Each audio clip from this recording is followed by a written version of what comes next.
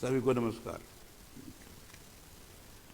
बीकानेर तकनीकी विश्वविद्यालय के कुलपति प्रोफेसर एस.डी. चारण जी, गौतम बुद्ध विश्वविद्यालय नोएडा के कुलपति प्रोफेसर भगवती प्रसाद शर्मा जी, जिनका उद्बोधन बड़ा ही विश्लेषणात्मक और बी वोकल फॉर लोकल को एकदम चरितार्थ करने वाला था।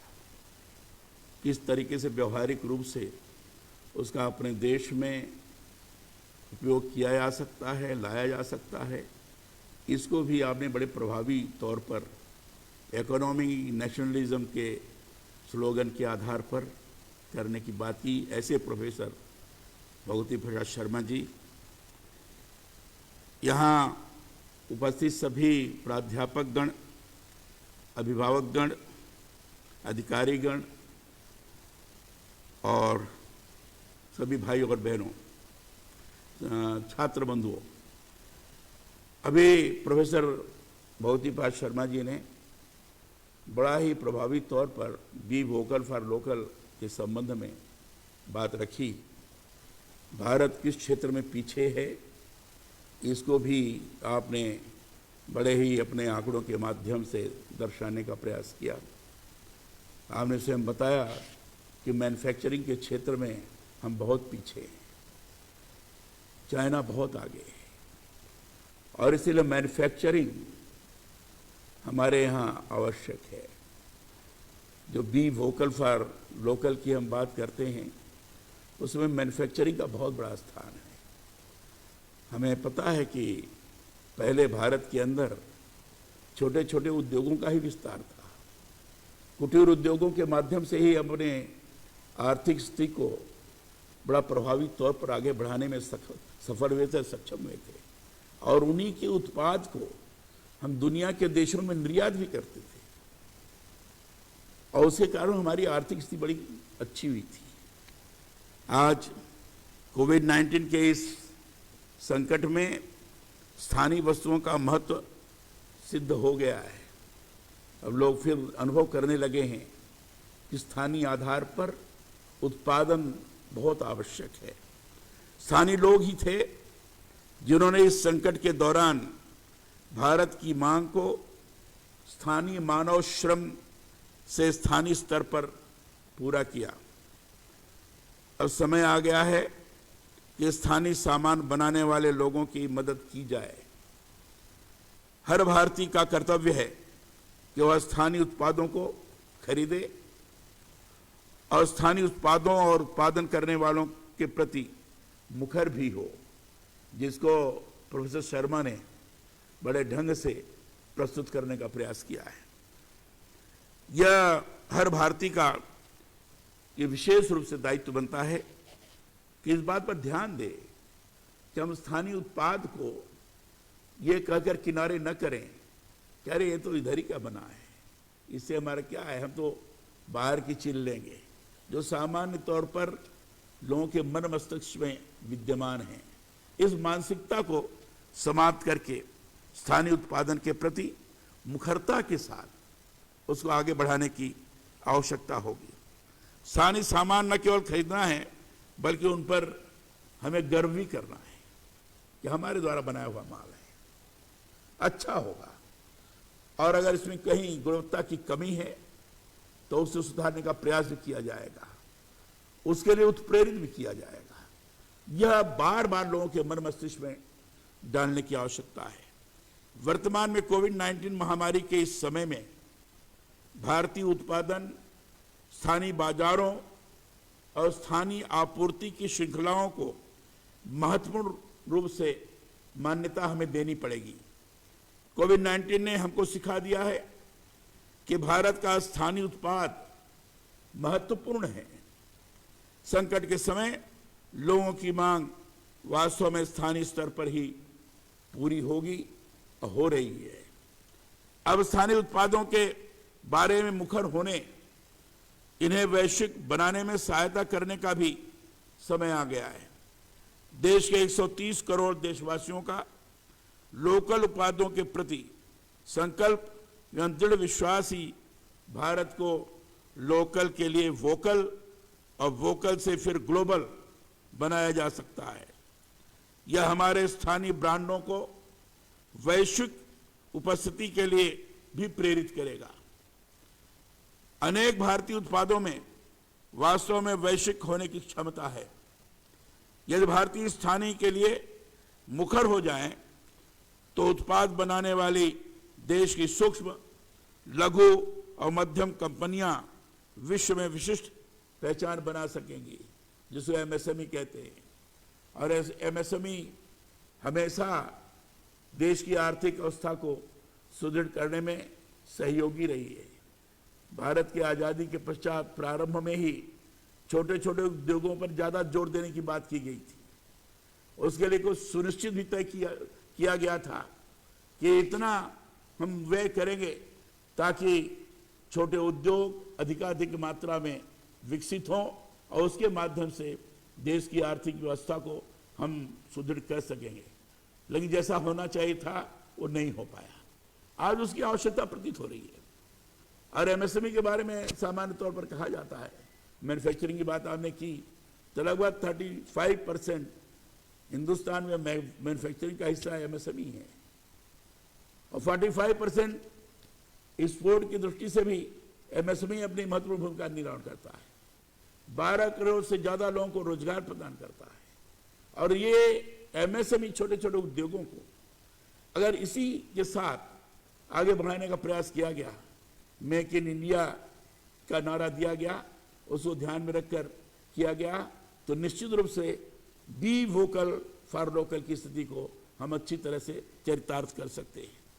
यह पावन कार्य भारत की विशिष्टता को भी उजागर करेगा, क्योंकि भारत में कई ऐसे अद्वितीय उत्पाद हैं जो उच्च गुणवत्ता के साथ ही किफायती भी हैं। आत्मनिर्भर भारत के लिए उत्पादों को न केवल भारत में बनाने की जरूरत है, बल्कि स्थानीय ब्रांड निर्माण व विपणन के प्रचार प्रसार को भी प्रोत्साहित करने की आवश्यकता है। वोकल फॉर लोकल के इस अभियान से देश की कंपनियों में गर्व की भावना मजबूत होगी तथा बेहतर उत्पाद बनाने की तरफ भी देश की निर्माता कंपनियों को प्रोत्साहन प्राप्त होगा। यह अवधारणा भारतीय अर्थव्यवस्था को गति प्रदान करेगी। वर्तमान आर्थिक संकट को दूर करने के लिए भारी निवेश की आवश्यकता है। इसलिए भारतीय उत्पादों को खरीदने से भारतीय अर्थव्यवस्था को बहुत अधिक बढ़ावा मिलेगा। यह अभियान देश के लिए बहुत आवश्यक है।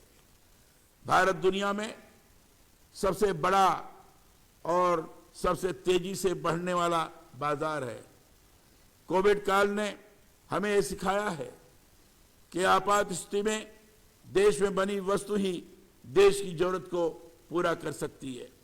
एक तरफ देश सीमा पर चीन से अपनी प्रभुसत्ता के लिए जूझ रहा है, वहीं दूसरी तरफ कोरोना के कारण हमारी पूरी आपूर्ति श्रृंखला अवरुद्ध होने से नागरिकों की आवश्यक जरूरतों को पूरा करने की चुनौती भी हमारे सामने है।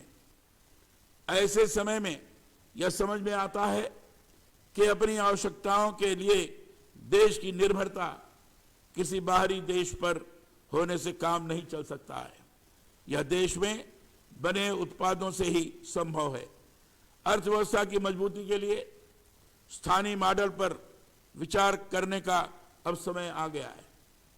स्थानीय स्तर पर बन सकने वाली वस्तुओं को बाहर से मंगाने के लिए संसाधनों का इस्तेमाल न केवल दुरुपयोग है, बल्कि इससे स्थानीय लोगों के रोजगार के अवसर भी कम होते हैं।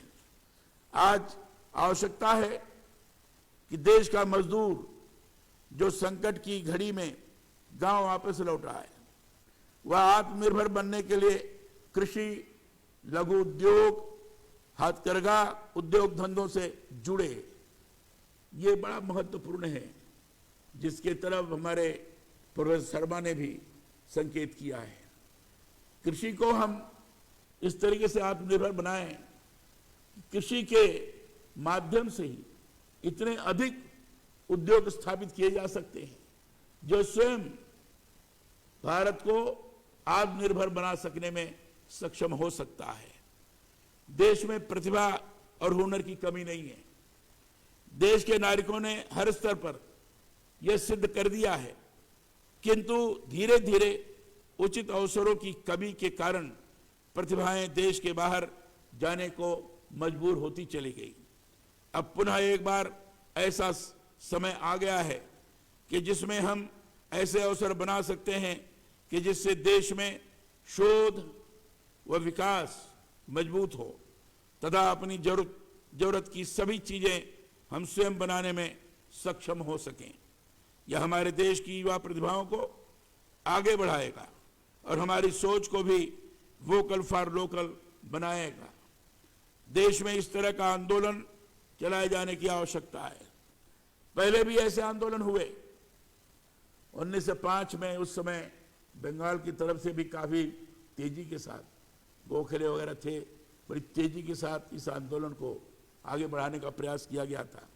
सन 1905 में स्वदेशी आंदोलन, जो भारतीय स्वतंत्रता आंदोलन और विकास का हिस्सा रहा, स्वदेशी के सिद्धांतों का पालन अर्थात ब्रिटिश उत्पादों का बहिष्कार और घरेलू उत्पादों और उत्पादन प्रक्रियाओं का पुनरुद्धार करके भारत में आर्थिक स्थिति में सुधार करना आत्मनिर्भरता वाला ही कदम था।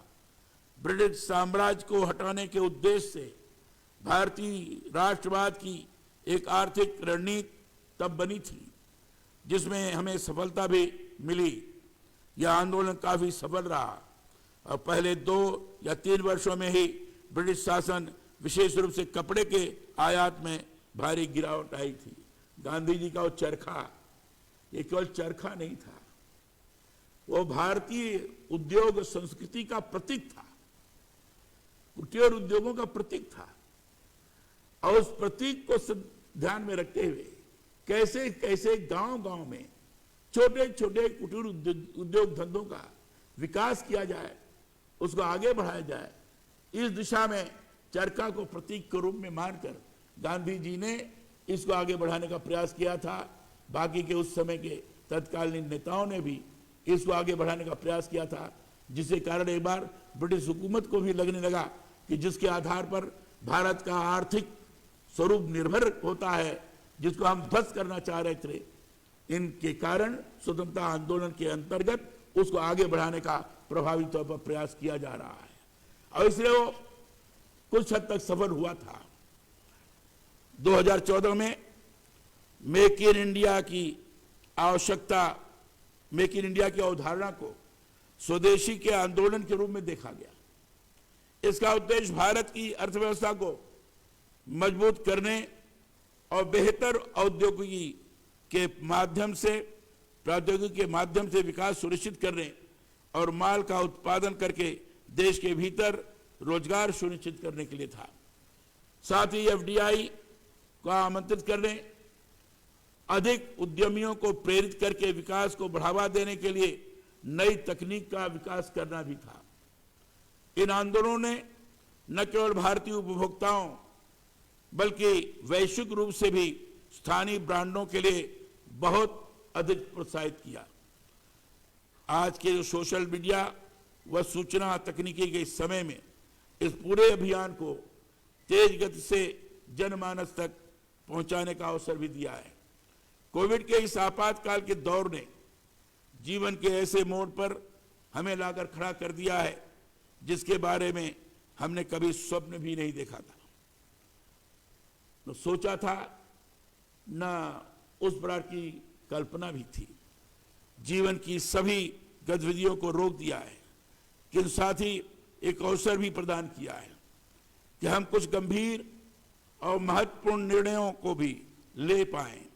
वोकल फॉर लोकल भी एक ऐसा ही कार्य है जो देश उस समय की जरूरत है।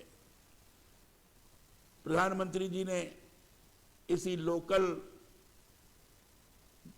फॉर वोकल या वोकल फॉर लोकल, ये जो उन्होंने नारा दिया और इसी के आधार पर उन्होंने कहा आत्मनिर्भर भारत की कल्पना इसी आधार पर किया आत्मनिर्भर भारत उसी समय हो सकता है जब हम लोकल को प्रश्रय देंगे, लोगों के प्रतिभा और श्रम का समुचित तौर पर स्थानीय आधार पर उत्पादन के अंतर्गत हम उनका उपयोग करेंगे, तभी हम सही माने में कह सकेंगे कि आत्मनिर्भर होकर स्वावलंबन के साथ जीवन बिता सकने में हम सक्षम हैं, समर्थ हैं।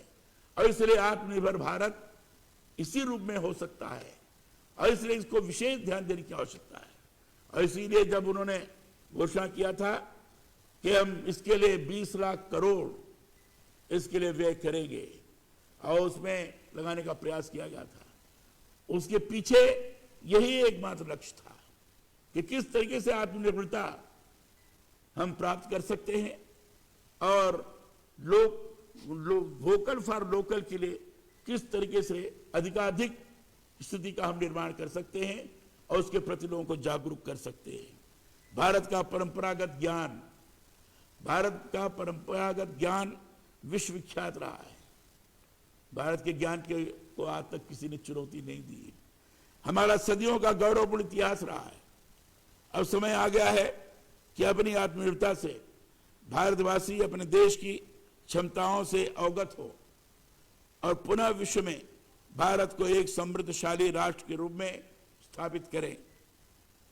देश की बहुत सी सम्माननीय उद्योगों ने इसका स्वागत किया है और इस पर सफलतापूर्वक काम भी शुरू कर दिया है।